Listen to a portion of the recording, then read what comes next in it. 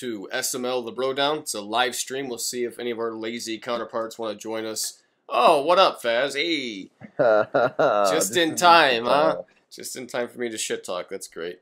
SML the Brodown, Field Journal 007, Primetime 000. We're live on Twitch right now. I've got a couple topics I'm going to bring up, and then we'll save some Q&A for later on. Prime, are you ready for this show? Yeah, a little spur of the moment here, so I'm sure they'll trickle in. We'll see what happens. All right, first topic. Dan versus Dump, the big game. Oh. A lot of shit talking, not really from our fatherly figure of Dan, but, you know, Dump, he likes to jaw jack a little bit. And there was something that, I don't know if a lot of people saw it coming or not, but, hey, what up, Hova? Welcome. Big disappointment from, excuse me for spitting, big disappointment from Dirty Dan. 24-0 shellacking. The 49ers versus the Broncos. McDowell, 7-16, 49 yards, 2 interceptions. Grant, 49 yards, 0 tutties. Hurts, 2 tutties. Edens, 164 yards. Hoppy, 79 yards receiving. All Dump. I mean, did you watch that game at all? Or yeah. What did you see? Yeah, we actually commentated that game, and well, first of all, Dump, obviously a way more flamboyant guy than Dan ever is. That said, Dan doesn't seem to do well when guys like come at him trash talk wise before games. I don't know why that is. It just seems to affect him mentally a little bit. He did trash talk. Dan has his own way of trash talking. Yeah. People don't notice it that much, but he was going at Dump. They've been going back and forth. Dan was he was putting out tweets and saying, Prime, you're cutting out pretty bad there, bud. Dan came out that game trying to look. Am I? How about now? All right, that's better. Can you hear me now? Yeah, you were just kind of going digital. So, yeah. Dan was, I think, in his own mind. He was looking deep, and Dump took advantage of that. Dan looked rough. I mean, he looked rough, and then Dump just ran the ball well, and Dan did not go through his reads. I think I understand what you're talking about with the Dan trash talk. You kind of see it a little bit. I don't really know how to describe it outside the fact that it's a little bit of sarcasm and not too much of just, being flamboyant, boisterous. He kind of likes to, basically it's just kind of subtle sarcasm that you'll see. And I don't know if it's because it's not the Christly thing to do to talk trash, but maybe he gets forsaken in those big games that he likes to trash talk on. But, yeah, I was definitely kind of surprised. I didn't expect 24-0. Anytime he trash talks. I didn't expect 24-0. I don't know about you. I did not. Yeah. No, I expected Dan to win, honestly. All right, next topic. Let's talk about kind of a two-parter here. The AFC West and also just in general, the close divisional races that are going on right now. And I guess we'll just start with the AFC West. I'll combine those two topics. I'm going to go ahead and throw this up on the screen for the folks at home. We'll go through the AFC first. Even now, the AFC East has become pretty close. You got the Patriots 8-3, Dolphins 6-5, and the Bills, no overlords, 6-5. Not really a whole lot of talked about division there.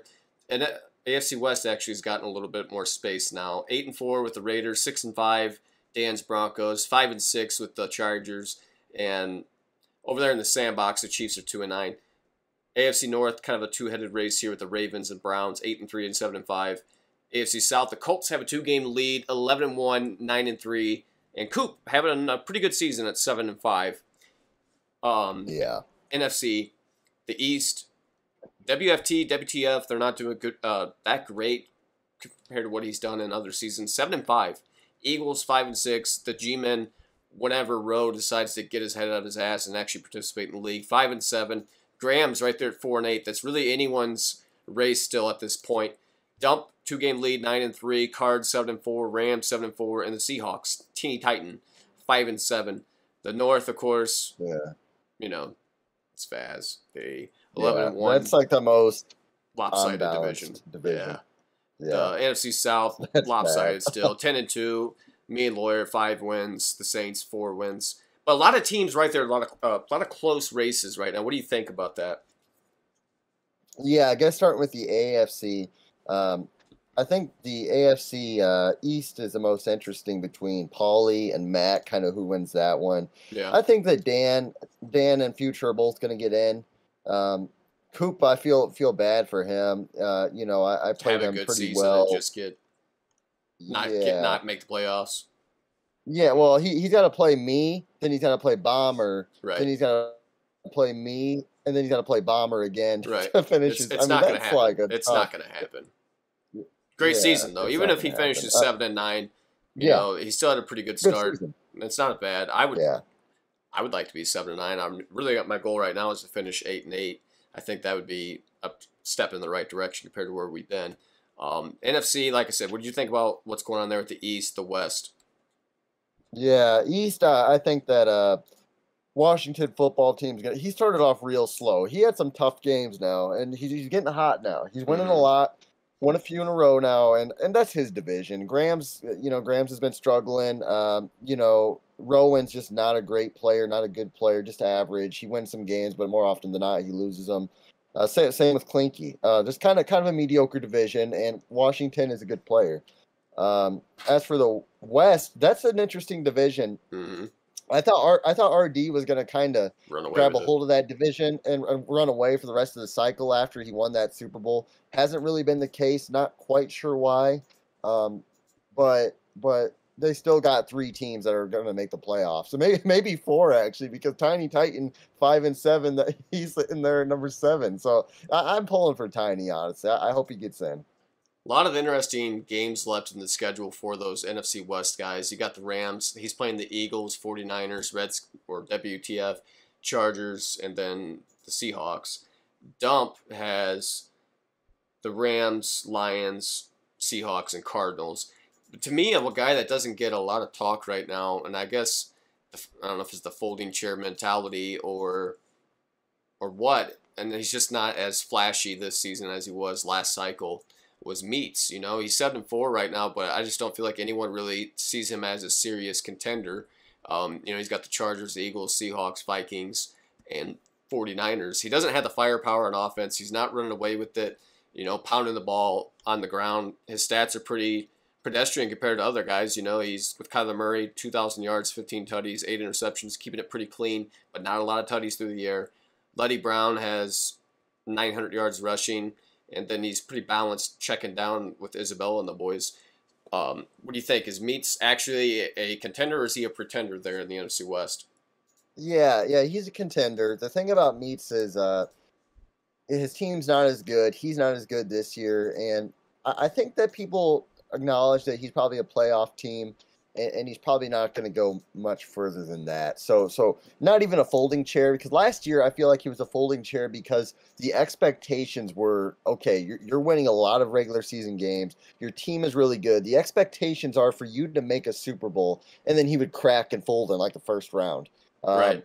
Now it's like, okay, we don't really expect you to do anything. So if you do something, that's great. But if you lose, oh well, that type of thing. So my next topic kind of got kiboshed a little bit based on recent results, but I'm going to go ahead and talk about it anyway because he still has a very good record. Can anyone cut the Faz or Faz cheese? Obviously it can happen because Lawyer just did it, 31-28, so he fucked up. Thanks a lot, Faz. You screwed up my whole question by losing 31-28. I guess now we'll talk. He really ruined my topic, so I guess I have to change it. Do you think he's got a legit chance of repeating or getting back to the Super Bowl? Yeah, I think that the only guy in the NFC who can really give him some trouble is RD, and that's if Cam Akers is healthy. RD just seems to play when RD's on it, when he's focused, and when his team's healthy, he can give Faz some trouble. Other than that, I know Rowan played him close in the playoffs last year. I think QP can do it. I think D Muse can do it, but RD's best suited to do it. I think QP and D Muse would have to play their best games to do it, and not so much for RD. If you look at what Faz is doing, 38 points per game, first overall on offense, only allowing 19 points per game. So, that's a hell of a spread to get behind, and then you start getting the pass rush going. And if he sticks with his running game, I don't know why he wouldn't be able to run through the NFC to get back to the Super Bowl. It's Yeah. just, when guys kind of get out of their tendencies or maybe they get stuffed here and there, but still very impressive to see what he's been able to do this season, starting off, 11-0 and then inevitably losing to Yeah. Lawyer Killer, who's obviously still good for, he ain't as good as he once was, but he's as good once as he ever was able to Yeah. dethrone Faz there, so. Yeah, I think Faz wanted 16-0. I think he did. That would have been a nice notch on his mantle there. Sure. But still, Faz is probably one of the, if not the scariest, one of the scariest players in SML right now. Have you had a chance to play the Madden 22 beta demo yet? Oh, yeah, I've played it for about 15 minutes. So any real I guess my differences initial for you yet? reactions are, so No. with the momentum bar, I like that. They added the momentum bar. I like that. That's pretty cool. And it looks like they've actually added some franchise changes.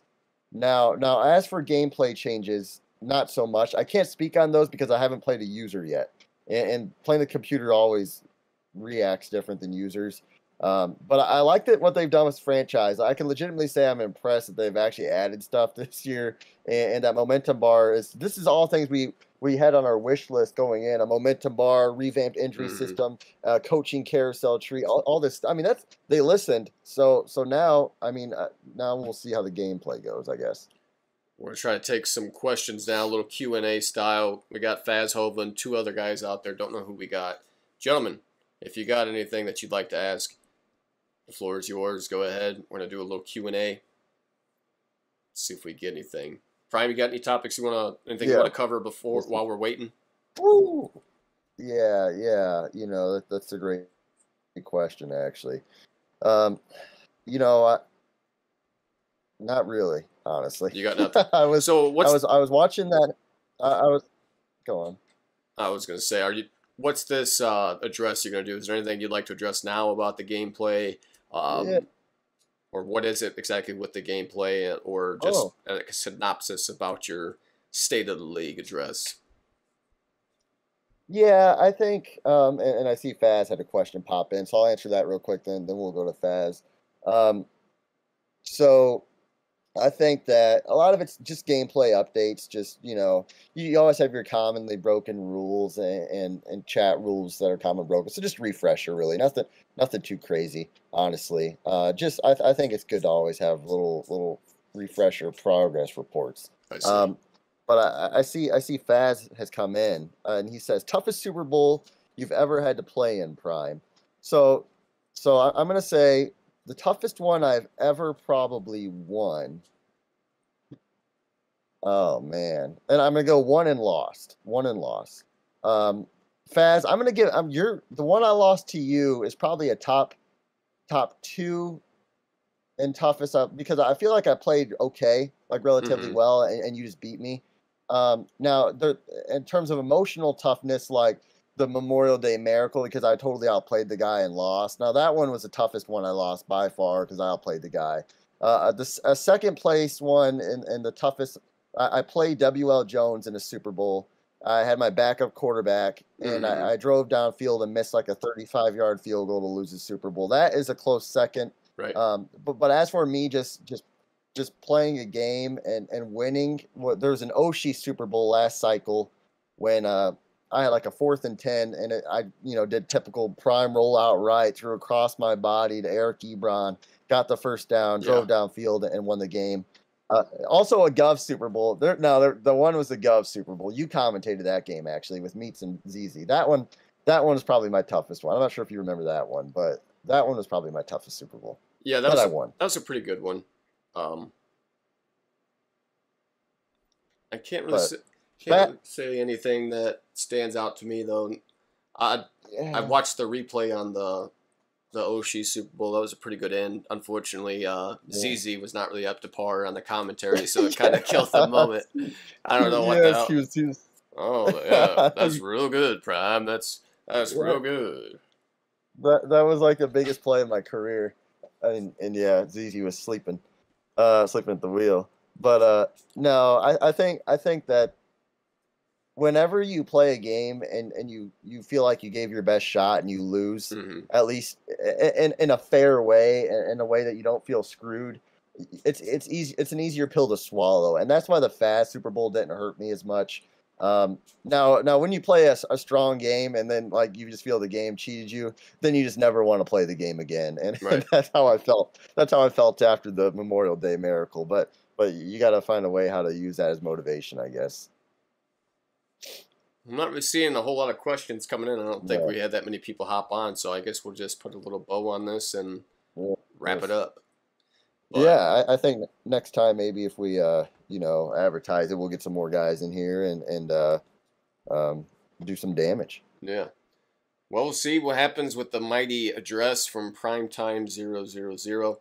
I think right now we're honestly in a better spot than what we've been in a long time. You don't really have any toxic personalities out there. I can't really think of anybody Nah.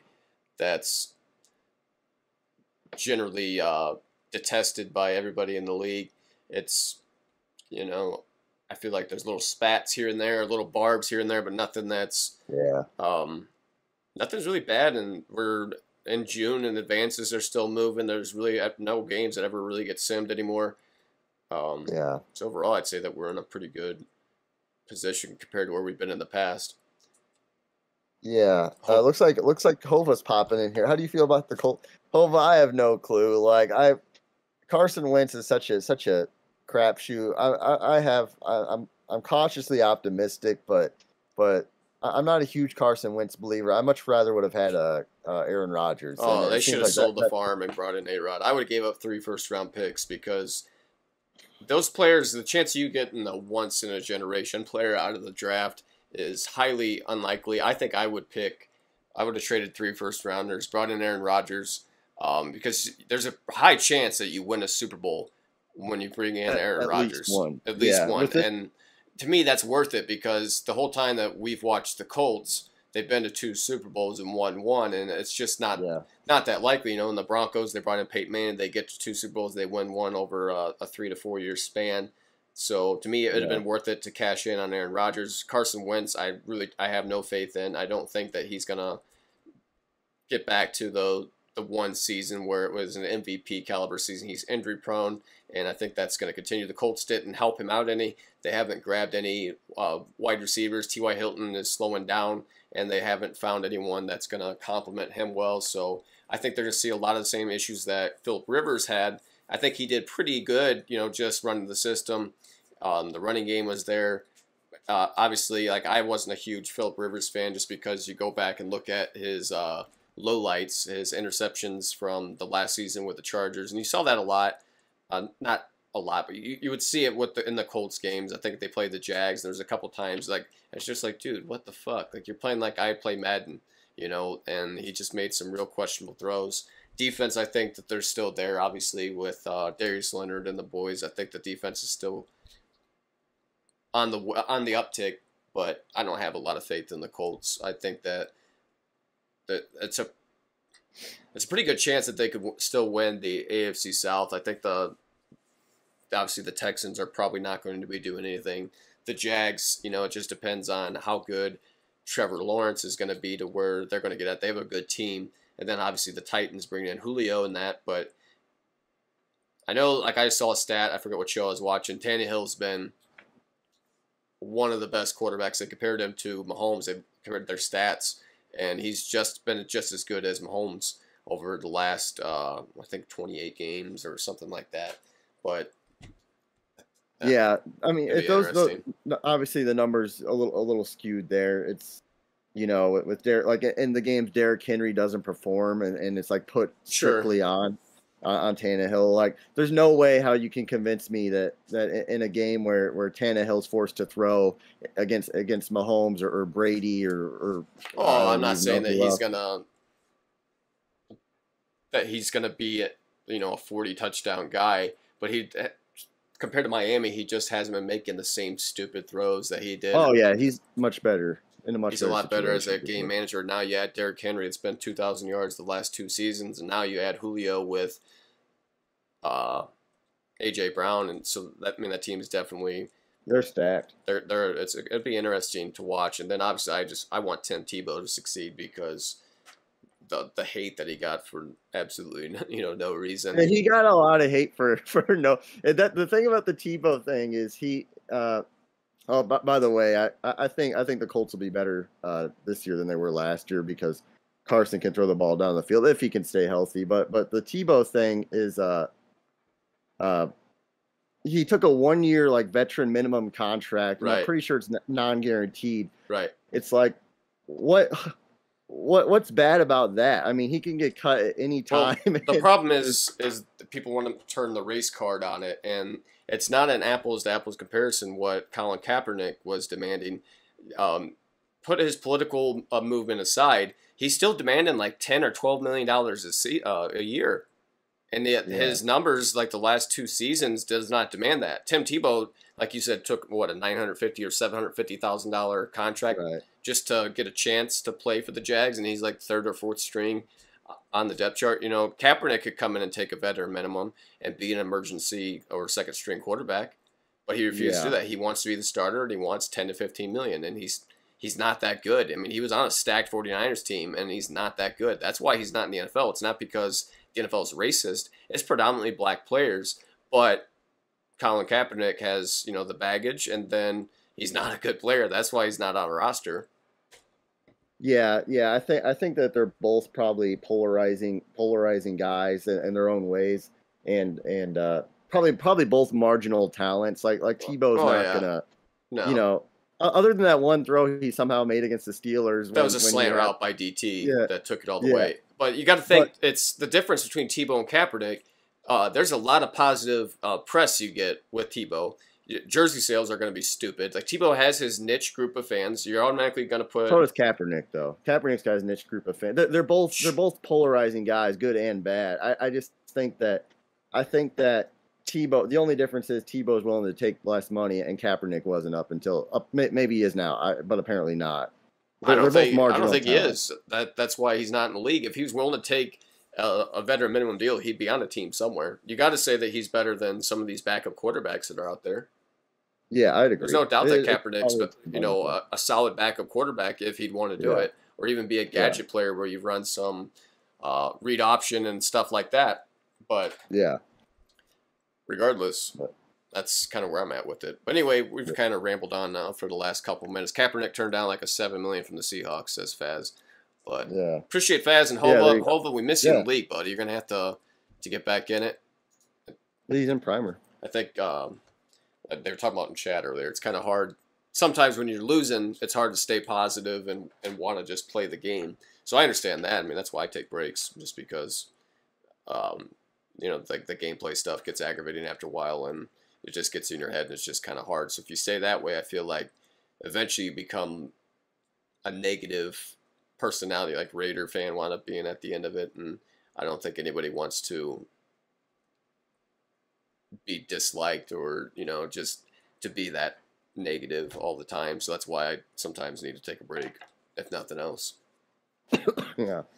Anyway, I think we're gonna wrap this one up. Appreciate you guys tuning in. Check us out, SidMadLeague.com, DailyLeagues.com/SML. Madden 22 is coming. We're right there. PS5 is where we're going. So if you don't have it, you better figure it out. I've been saying this. I've been preaching it for a while. And I think there's still a decent amount of guys in the league that don't have a PS5. So I don't want to be playing the PS4 version because you fuckers won't do what you need to do and check out the drops or whatever. I mean, there's plenty of websites. Like, I can get on nowinstock.net right now. Check it out. You can click right here on PS5. It tells you when they were last in stock. June 18th. They just had them. It was Ratchet and Clank bundles, $7.49 at GameStop. So you just got to get these alerts, get set up, get a PS5, because otherwise you probably... Oh, I didn't even transition. I'm sorry. But anyway, you get right on here, and it'll tell you exactly when stuff is in stock. So just do your homework, figure out what's going on, get it figured out, get a PS5. Like, subscribe, take care. Have a great day.